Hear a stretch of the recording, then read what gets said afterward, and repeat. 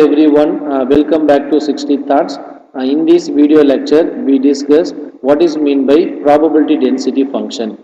If capital X is a continuous random variable, then f of x is defined the probability density function of capital X, provided f of x satisfies the following condition. First one is f of x greater than or equal to 0, and second one minus infinity to plus infinity f of x into dx equal to 1, and third one probability of any 2 point that is a less than or equal to x less than or equal to b. We can write this integration a to b f of x into dx.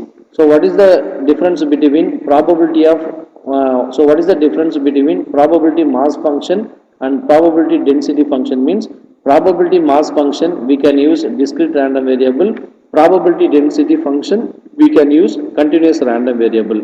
Okay, I hope you are enjoying the session. Thank you.